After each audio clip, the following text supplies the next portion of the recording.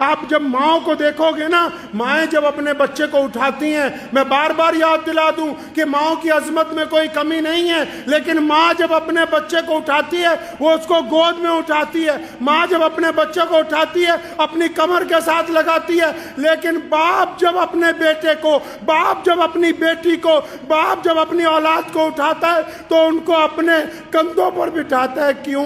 کیونکہ باپ چاہتا ہے کہ جہاں تک میں نہیں دیکھ سکتا میرا بیٹا وہاں تک دیکھے، کیونکہ باپ یہ چاہتا ہے۔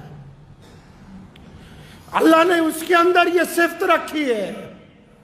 دنیا میں تعلق تو بہت ہوتے ہیں، یاروں کے تعلق، دوستوں کے تعلق، رشتہ داروں کے تعلق، سکے بھائیوں کے تعلق، ماں بیٹے کا تعلق، لیکن یاد رکھو کائنات میں ایک آدمی ہے، صرف پوری کائنات میں صرف ایک بندہ ہے۔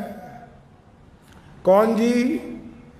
جب بندہ ترقی کرتا ہے نا، جب بندہ ترقی کرتا ہے نا، کئی بار بھائیوں کے دل میں آ جاتی ہے کاش اس کی جگہ ہم ہوتے ہیں۔ کئی بار یاروں کے دل میں بھی تھوڑی سی آ جاتی ہے کہ کاش ہم نہ ہوتے اس کی جگہ۔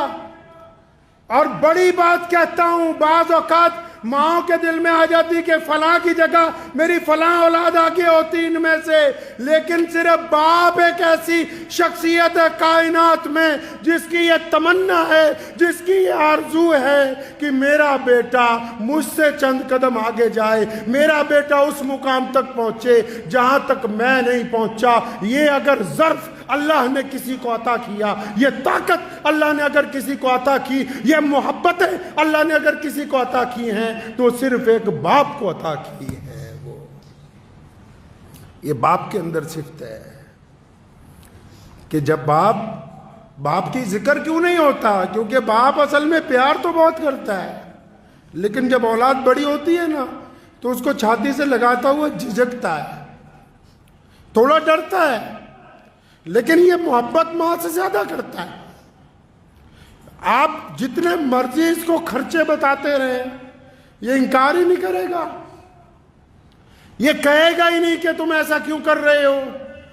اور جب یہ آپ کو جھڑکتا ہے نا، جب یہ آپ کو ڈانٹتا ہے نا، کبھی الگ پوچھ لیجئے گا اپنی والدہ سے، جب یہ کبھی آپ کو جھڑکتا بھی ہے، ڈانٹتا بھی ہے تو آپ کی ماں کے کہنے پہ ڈانٹتا ہے، ورنہ یہ اپنی اولاد کو ڈانٹنا ہی نہیں چاہتا۔